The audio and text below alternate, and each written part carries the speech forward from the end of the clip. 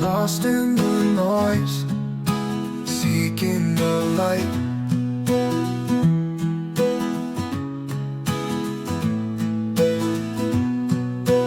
Echoes of ages, shining so bright.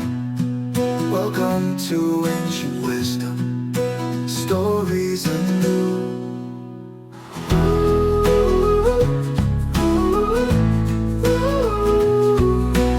Wisdom for me and wisdom for you. A taste of wisdom. How a heavy wineskin lightened a seeker's heart. In the sun-soaked hills of Galilee, where the grapes were sweet, the sandals dusty, and the donkeys just a bit too self-important, there lived a wise old teacher named Rabbi Asher.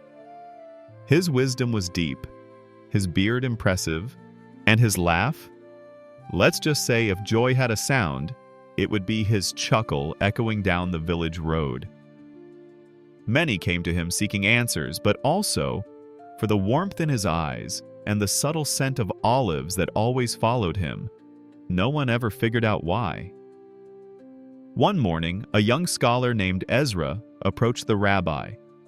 Ezra was devoted to his studies. Like, quote, scrolls before breakfast, devoted. He fasted on fast days, studied on rest days, and had a frown so permanent it deserved its own address. "Rabbi," Ezra said with a stiff bow, "I've come to learn the deep secrets of a happy and successful life." Rabbi Asher looked him up and down, noting the tight shoulders, serious brow, and general lack of joy. He smiled gently. "Ah, yes, secrets. Very well. But first, a small task." Cue Ezra blinking. The rabbi continued. "Go to Benjamin the vintner, get the largest, fullest wineskin of new wine he has. Then carry it on your shoulder through the village, all the way to my home, without spilling a drop or showing even a hint of distress." Ezra paused. "That's it?" "That's it," the rabbi said, with a twinkle in his eye that practically winked by itself. So off Ezra went. At the market, Benjamin handed him a wineskin the size of a baby camel, full, sloshing, and suspiciously damp already. Ezra lifted it onto his shoulder with a heroic grunt that startled a nearby chicken. He began his trek. The path was uneven, the wineskin heavy, and his robe? Definitely not designed for cardio. Every step was a battle between balance and embarrassment. And the wine? It had a personality.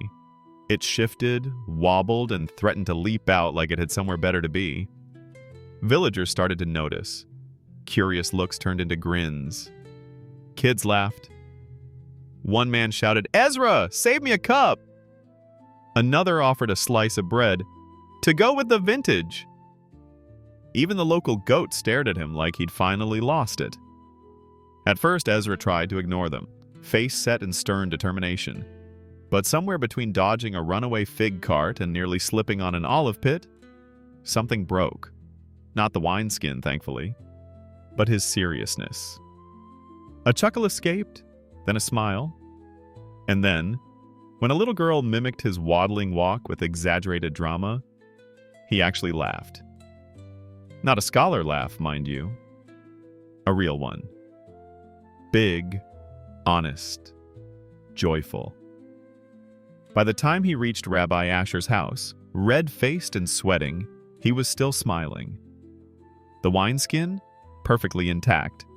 His posture, less stiff. His spirit, noticeably lighter.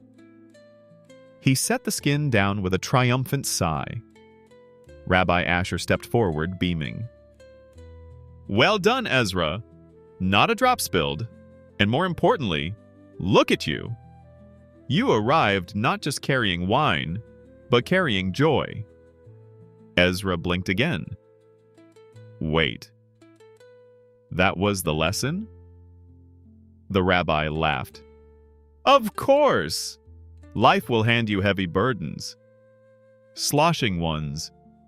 People will watch, laugh, call out, distract you. You could have scowled through it all, but instead, you chose to smile.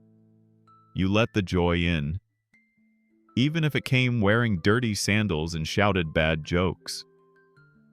He placed a hand on Ezra's shoulder.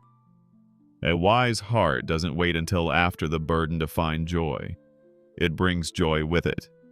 Humor doesn't solve every problem, but it certainly makes the carrying easier. Ezra looked down at the wineskin, then back at the village path, now full of laughing memories. "I think I understand, Rabbi." "Oh, good," said the rabbi, "because I was going to have you carry it back." Ezra groaned. They both laughed. From that day on, Ezra approached life and learning with the same dedication, but with a light heart. When burdens came, as they always do, he remembered the wineskin, the giggling children, and the way joy snuck in when he wasn't guarding his seriousness so tightly. And when life got particularly heavy, he'd smile and mutter, "At least I'm not carrying wine uphill in front of a goat." Moral of the story: life's burdens don't always get lighter, but you can. Humor isn't just for good times. It's how we survive the hard ones. Joy is not the reward at the end. It's the secret weapon you carry along the way. If the story lifted your spirit even a little, like, share, or subscribe for more timeless wisdom with a twist of laughter. One wineskin at a time, friend.